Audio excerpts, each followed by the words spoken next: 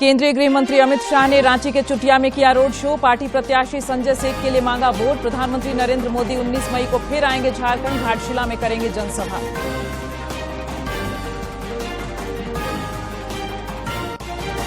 राज्य में एनडीए और इंडी के स्टार प्रचारकों का धुआंधार प्रचार जारी। बाबूलाल ने महेशपुर, सीता सोरेन ने गांडे और कल्पना सोरेन ने लिट्टीपाड़ा में की जनसभा।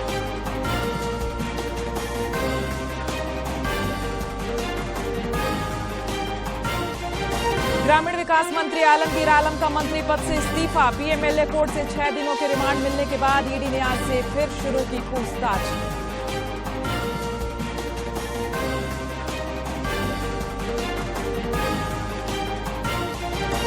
और पूर्व मुख्यमंत्री हेमंत सोरेन को सुप्रीम कोर्ट से फिलहाल नहीं मिली राहत। 21 मई को फिर होगी सुनवाई। आईएएस छवि रंजन की याचिका पर सुनवाई पूरी।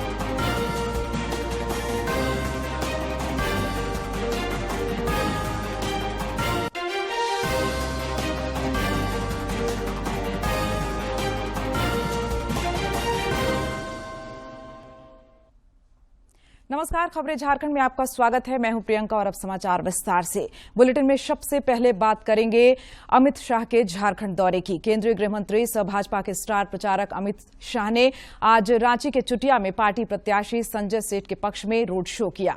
इस रोड शो में काफी संख्या में लोगों की भीड़ देखी गई। श्री शाह इस दौरान रोड शो में आए लोगों पर पुष्प वर्षा कर रहे थे। उधर पार्टी के कार्यकर्ता और समर्थक इस बार 400 पार सहित कई अन्य नारे लगा रहे थे। चुटिया राम मंदिर के पास अमित शाह का पार्टी द्वारा गर्मजोशी से स्वागत किया गया। इस दौरान झारखंड के कलाकारों ने परंपरागत नृत्य और संगीत प्रस्तुत किया। श्री शाह ने हाथ हिलाकर लोगों का अभिवादन स्वीकार किया। उनके साथ रांची के पार्टी प्रत्याशी संजय सेठ भी लोगों को पार्टी का सिंबल दिखाकर अपने पक्ष में मतदान की अपील करते देखे गए।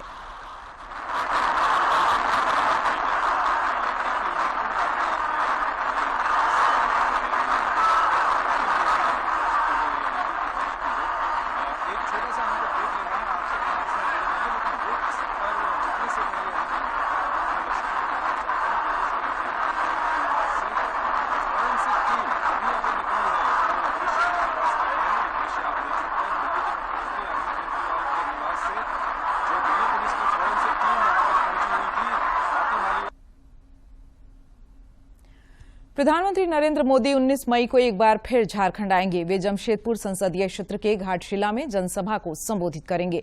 पार्टी की ओर से इसकी तैयारी की जा रही है। वहीं सुरक्षा के दृष्टिकोण से प्रशासनिक स्तर पर भी तैयारी चल रही है। प्रधानमंत्री इससे पहले झारखंड के पलामू, चाईबासा, सिमरिया, सिसई और पेशम में जनसभाएं कर चुके हैं। इसके अलावा उन्होंने रांची लोकसभा क्षेत्र के पार्टी प्रत्याशी संजय सेठ के पक्ष में रोड शो किया था।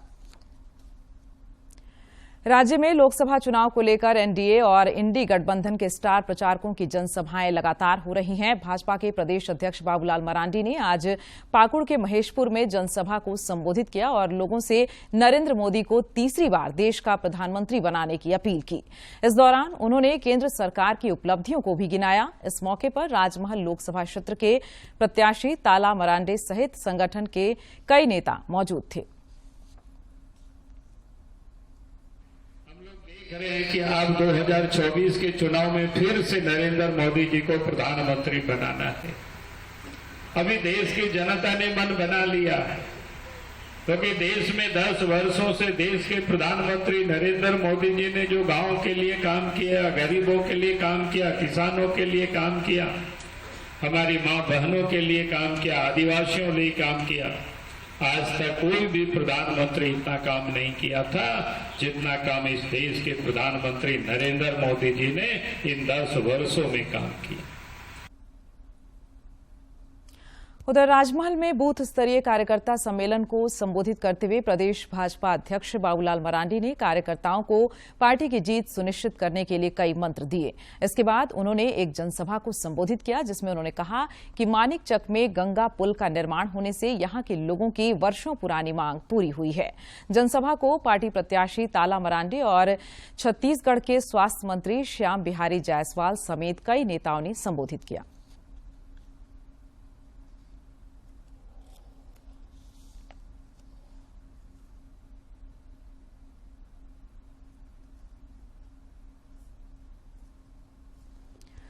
भाजपा की सीता सोरेन ने गिरिडीह जिले के गांडेय में कई जगहों पर चुनावी सभाओं को संबोधित किया। उन्होंने अपने संबोधन के दौरान कोडरमा लोकसभा क्षेत्र की भाजपा प्रत्याशी अन्नपूर्णा देवी और गांडेय विधानसभा उपचुनाव में पार्टी की प्रत्याशी दिलीप कुमार वर्मा के पक्ष में मतदान की अपील की।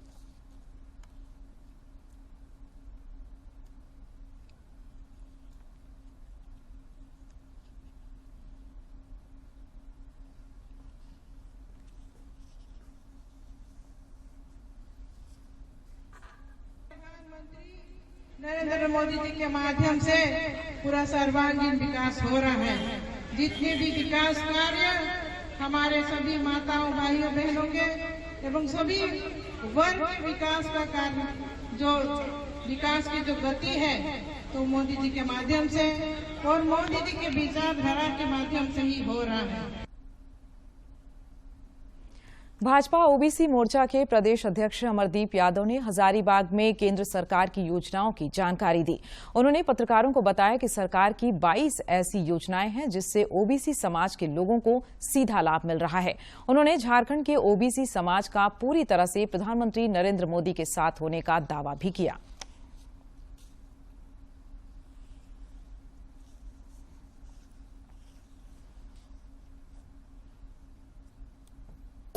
पूरे भारतीय जनता पार्टी के साथ ओबीसी वर्ग शुरू से लगातार रहा और आदरणीय श्री मनीष जायसवाल जी को जिताने के लिए, रिकॉर्ड तोड़ मतों से जिताने के लिए ओबीसी समाज उनके साथ और भारतीय जनता पार्टी की नीति श्री नरेंद्र मोदी जी के सशक्त नेतृत्व के साथ है।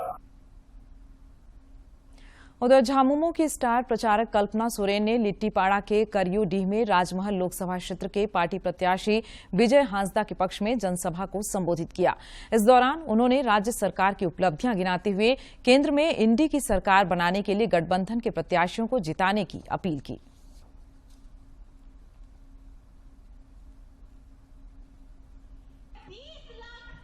राशन कार्ड दिया ताकि कोई झारखंड का बेटा, झारखंड का परिवार, झारखंड का गरीब गुरबा भूखा पेट ना रहे। झारखंड सरकार से अपने काम के लिए 25 लाख तक की राशि आप पा सकेंगे और उसके लिए आपको इतना संवेदनशील व्यक्ति जब झारखंड में आदिवासी हो, मुख्यमंत्री हो, तो मुझे लगता है केंद्र में बैठे लोगों को बहुत तकलीफ होती होगी। और अब मंत्री आलमगीर आलम से जुड़ी खबर। टेंडर कमीशन घोटाले में ग्रामीण विकास मंत्री आलमगीर आलम ने आज मंत्री पद से इस्तीफा दे दिया है। उन्होंने अपना इस्तीफा मुख्यमंत्री चंपाई सोरेन को भेज दिया है।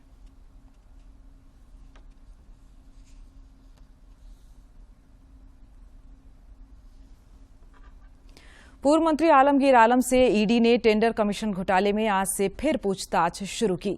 6 दिनों के रिमांड पर जेल में बंद आलमगीर आलम को आज रांची के हिनो स्थित ईडी कार्यालय में लाया गया, जहां उनसे कई घंटों तक पूछताछ की गई। पूछताछ के दौरान डॉक्टर सत्येंद्र कुमार ने आलमगीर आलम की मेडिकल जांच की, जिसमें उनके स्वास्थ्य को सामान्य बताया गया। आलमगीर आलम को बीपी और शुगर की समस्या है, जिसकी वह दवा ले रहे हैं। डॉक्टर ने बताया कि आलमगीर आलम को रात के समय सांस लेने में दिक्कत होती है, जिसके कारण उन्हें मशीन लगानी पड़ती है। सांस लेने में प्रॉब्लम होता है रात में, इसी के चलते सीपैप मशीन लगाया जाता है उनको रात में। और हाई बीपी रहता है, शुगर रहता है, तो उसकी दवा वो लेते हैं रेगुलर। ग्रामीण विकास मंत्री आलमगीर आलम के सचिव के घर ईडी की छापेमारी में ट्रांसफर पोस्टिंग के लिए प्रदेश कांग्रेस अध्यक्ष राजेश ठाकुर की पर्ची बरामद होने पर कई अटकलें लगाई जा रही थी। श्री ठाकुर ने आज बोकारो में पत्रकारों से बातचीत में इन अटकलों पर अपनी सफाई दी।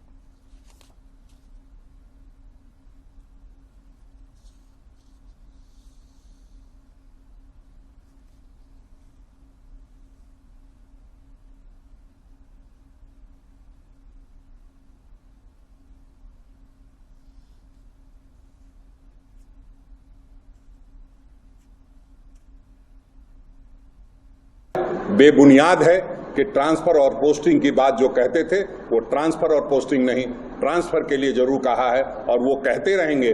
जब भी कोई एक प्रखंड का भी नेता होता है तो उसकी जिम्मेदारी होती है कि वो जनता की आवाज को बुलंदी से रख सके, और अगर अधिकारी बेईमानी कर रहा है तो उसको निलंबन से लेकर बर्खास्त करने तक की मांग कर सकता है।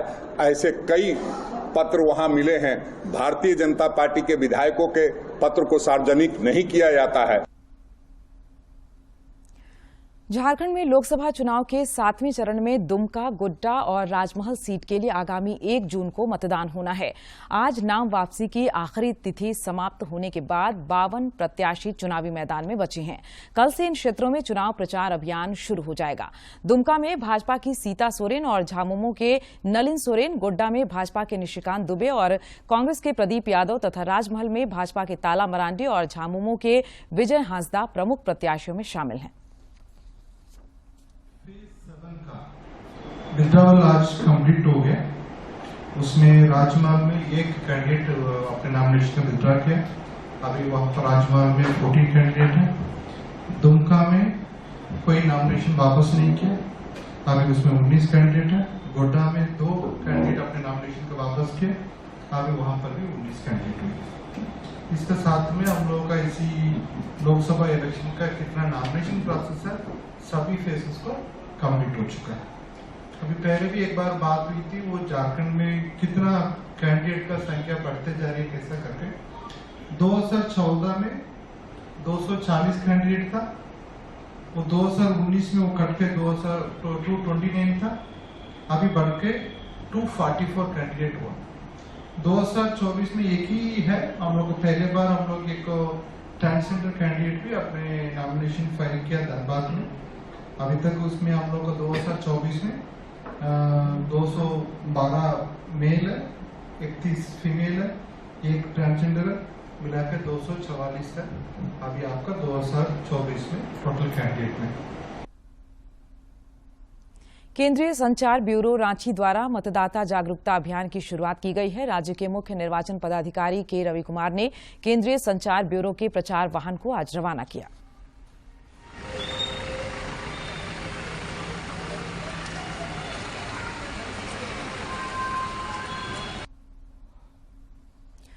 रांची के मंडल रेल प्रबंधक जसमीत सिंह ने रेल कर्मियों से 25 मई को होने वाले लोकसभा चुनाव में मतदान करने की अपील की है। रांची और हटिया क्षेत्र में प्रतिनियुक्त रेल कर्मियों से मतदान की अपील करते हुए उन्होंने कहा है कि मनचाही सरकार चुनने के लिए मतदान करना सभी का कर्तव्य है, इसलिए रेल कर्मी समय पर बूथों पर जाकर मतदान जरूर करें। जैसा कि आप सब जानते हैं, 25 मई का दिन रांची लोकसभा क्षेत्र के लिए मतदान का दिन है। तो जितने भी रेल कर्मचारी रांची लोकसभा क्षेत्र में हटिया वगैरह के आसपास यहाँ के पोस्टेड हैं, वो 25 मई के दिन उनसे आग्रह है कि वो अपना मतदाता का अधिकार का पालन करें, पोलिंग बूथ जरूर जाएं और अपने मतदान के अधिकार का प्रयोग करें। ये आपका केवल अधिकार ही नहीं, आपका कर्तव्य भी है। आप अपनी मनचाही सरकार को चुन सकते हैं, अपने प्रतिनिधि को चुन सकते हैं और लोकतंत्र में अपना योगदान प्रदान कर सकते हैं। ये एक पावन दिन है, पावन आपका कर्तव्य है, कृपया इसको जरूर निभाएं।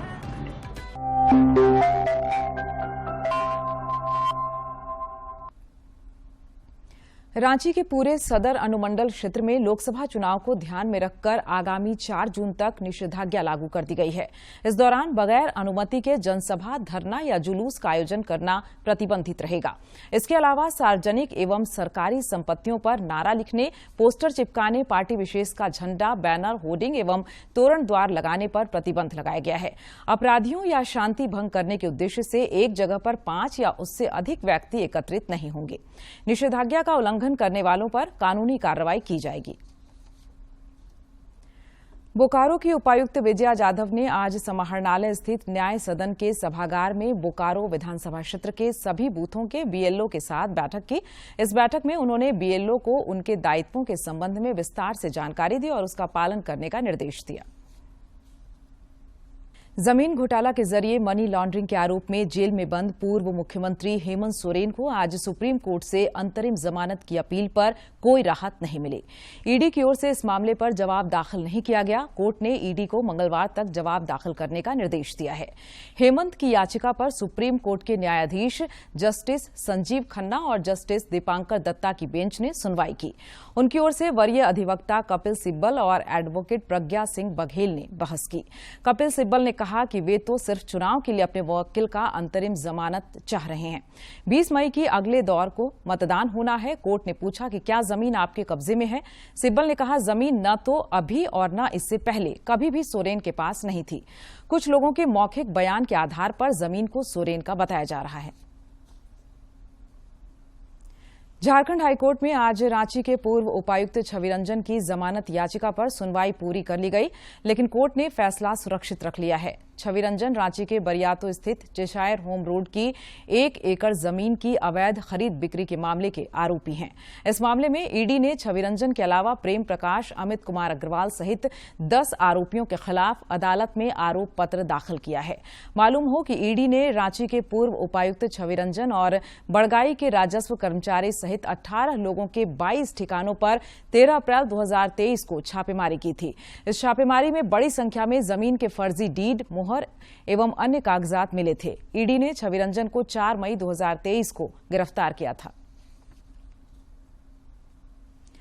झारखंड हाईकोर्ट ने कांग्रेस के पूर्व राष्ट्रीय अध्यक्ष राहुल गांधी को 1000 रुपये जुर्माना लगाया है। जवाब दाखिल करने में देर होने के कारण अदालत ने यह कार्रवाई की है।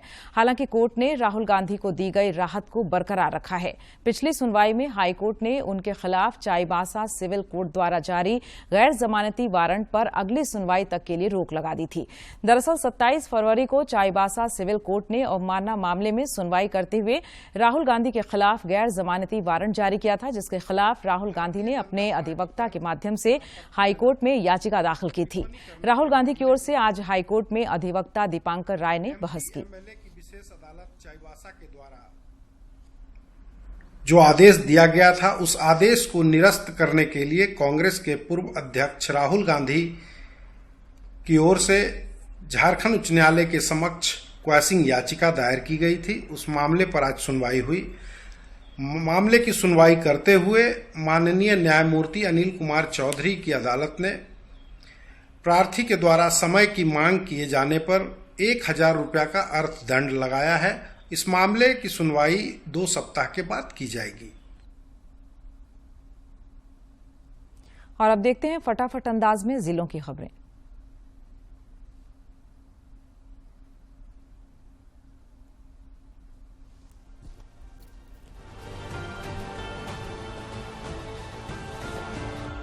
जडेजा ने राज्य के 9 जिलों में अब तक 216 मिनी सोलर ग्रिड स्थापित की है, जिसके जरिए दुर्गम और सुदूरवर्ती इलाकों में बिजली पहुंचाई जा रही है। सबसे अधिक चतरा जिले के 80 गांवों को मिनी सोलर ग्रिड से बिजली मिल रही है। वहीं साहिबगंज के 42 और पश्चिमी सिंहभूम के 54 गांवों को इस ग्रिड के जरिए बिजली दी जा रही है। इन ग्रिडों से कुल 3599 किलोवाट बिजली का उत्पादन हो रहा है। दुमका में वज्रपात से 2 नाबालिगों की मौत हो गई। जानकारी के अनुसार कल शाम बारिश से बचने के लिए दोनों बच्चे आम के पेड़ के नीचे छिपे थे। इसी दौरान तेज गर्जन हुआ, जिसमें वज्रपात से दोनों बच्चों की जान चली गई। मृत बच्चों में चिरुडी के मिसवाज अंसारी और मझलाडीह के ताज हुसैन शामिल हैं। देवघर में इंजीनियरिंग के छात्र आर्यन मरांडी की मौत की गुत्थी पुलिस ने सुलझा ली है। इस मामले में पुलिस ने अभिषेक कुमार नामक युवक को गिरफ्तार किया है। पुलिस ने बताया कि पैसे के विवाद और लड़की से बात करने को लेकर दोस्तों के बीच हुई लड़ाई में आर्यन मरांडी की मौत हुई थी।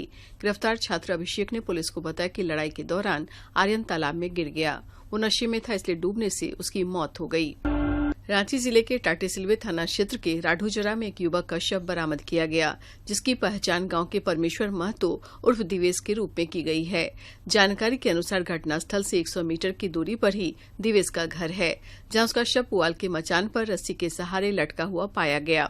परिजनों के अनुसार पिछले मंगलवार को लाली कोयनार टोली में दिवेश की शादी उसकी प्रेमिका से जबरदस्ती कराई गई थी। परिजनों ने दिवेश की हत्या का आरोप प्रेमिका के घरवालों पर लगाया है। साहिबगंज जिले के रांगा थाना के अर्जुनपुर चेक नाका के पास वाहन चेकिंग के दौरान एक बाइक सवार से 1 लाख रुपए बरामद किया गया। पुलिस से मिली जानकारी के अनुसार हिरनपुर से बरहेट की ओर जा रहे सनमनी निवासी अजीमुद्दीन अंसारी से ये राशि बरामद की गई है। अजीमुद्दीन अंसारी ने अपने को बैल का व्यापारी बताया है। खुट्टी जेल की एक महिला ने राष्ट्रीय महिला आयोग को पत्र लिखकर 2 जेलकर्मियों द्वारा दुष्कर्म किए जाने का आरोप लगाया है। जेल के कर्मचारी किसी बंदी को पत्र लिखने की अनुमति नहीं देते हैं, इसलिए उसने एक रिहा होने वाले महिला बंदी के माध्यम से ये पत्र आयोग तक पहुंचाया है। यह महिला लुधियाना में रहती है, लेकिन पुश्तैनी घर खूंटी में है। पुलिस ने उसे 7 फरवरी को अफीम तस्करी के आरोप में गिरफ्तार किया था। राज्य के सरकारी स्कूलों में गर्मी की छुट्टी में 5 दिनों की बढ़ोतरी की गई है। अब गर्मी की छुट्टी 7 जून तक रहेगी। झारखंड शैक्षिक अनुसंधान एवं प्रशिक्षण परिषद के निदेशक आदित्य रंजन ने इससे संबंधित आदेश जारी किया है। पूर्व में जारी साल की अवकाश तालिका के अनुसार 1 जनवरी से लेकर 5 जनवरी तक शीतकालीन अवकाश और 21 मई से 2 जून तक ग्रीष्मावकाश निर्धारित थी। जंगली हाथियों के आतंक से ग्रामीणों को राहत दिलाने के लिए वन विभाग ने शानदार पहल की है। सिमडेगा जिले में जंगली हाथियों से बचने के लिए विभाग ने हमार हाथी नाम से एक ऐप लॉन्च किया है। इस ऐप को इंस्टॉल के बाद ग्रामीण ये जान सकेंगे कि हाथी उनसे कितनी दूरी पर है। अगर हाथी उनके नजदीक आता है तो ये अलर्ट भी करेगा। इसके अलावा ये किस क्षेत्र में कहां पर कितना हाथी जमा है इसकी भी जानकारी देगा। गढ़वा सदर अस्पताल में राष्ट्रीय डेंगू दिवस पर कार्यशाला का आयोजन किया गया।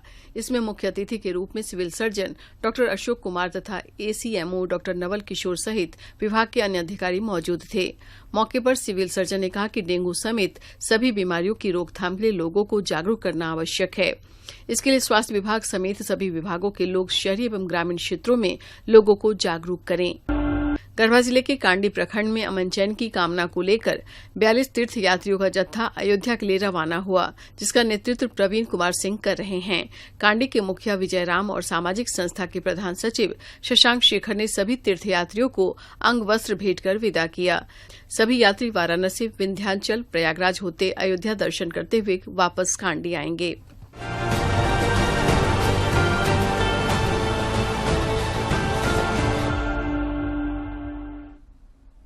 बढ़ेंगे आगे। पूर्वी सिंहभूम के आदित्यपुर स्थित कांड्रा चौका मार्ग पर लखना सिंह घाटी से गुजर रहे 10 से भी अधिक ट्रक चालकों से अपराधियों ने लूटपाट की। इस दौरान अपराधियों ने कई ट्रकों को क्षतिग्रस्त भी कर दिया। इस घटना के दौरान कई ट्रक चालक गाड़ी छोड़कर भाग खड़े हुए। सभी अपराधी हथियारबंद थे और चेहरे पर नकाब लगाए हुए थे। ट्रक मालिकों की शिकायत पर स्थानीय पुलिस अपराधियों की धरपकड़ के लिए छापेमारी कर रही है। रुक कर लेते मौसम का। दक्षिणी बिहार की तरफ साइक्लोनिक सर्कुलेशन के गुजरने की वजह से झारखंड में आज बादल छाए हुए हैं। हालांकि कल से अधिकतम तापमान में 2-3 डिग्री सेल्सियस की बढ़ोतरी हो सकती है। मौसम विज्ञान केंद्र के मुताबिक 19 मई से संताल, परगना, रांची के कुछ हिस्से, पलामू, गढ़वा, चतरा, गिरिडीह, धनबाद, बोकारो, कोल्हान आदि इलाकों में लू चल सकती है, जबकि 22 मई को राज्य के अधिकांश हिस्सों में बारिश होने की संभावना है। 19 और 20 मई को झारखंड के ही उत्तर पूर्व इलाके में दोपहर बाद 30 से 40 किलोमीटर प्रति घंटा की रफ्तार से हवाएं चलेंगी और हल्की बारिश भी हो सकती है। वहीं 21 मई को बादल छाए रहने और 22 तथा 23 मई को राज्य के अधिकांश हिस्सों में बारिश की संभावना है।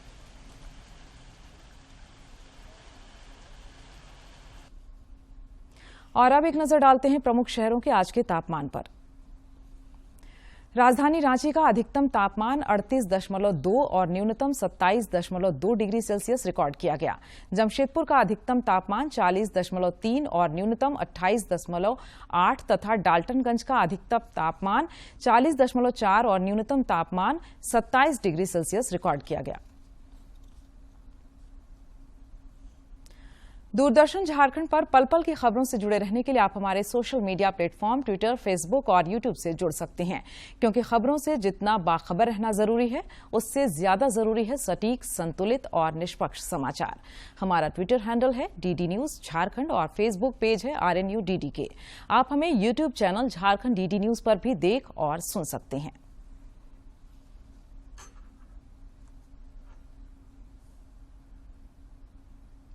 और अब अंत में मुख्य समाचार एक बार फिर।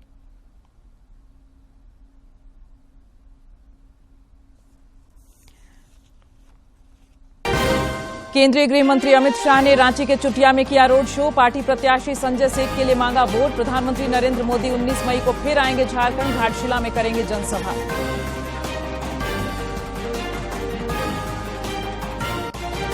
राज्य में एनडीए और इंडी के स्टार प्रचारकों का धुआंधार प्रचार जारी। बाबूलाल ने महेशपुर, सीता सोरेन ने गांडे और कल्पना सोरेन ने लिट्टीपाड़ा में की जनसभा।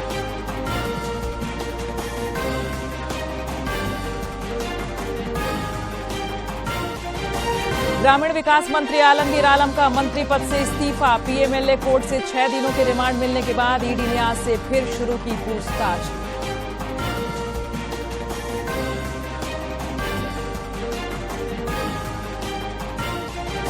और पूर्व मुख्यमंत्री हेमंत सोरेन को सुप्रीम कोर्ट से फिलहाल नहीं मिली राहत। 21 मई को फिर होगी सुनवाई। आईएएस छवि रंजन की याचिका पर सुनवाई पूरी।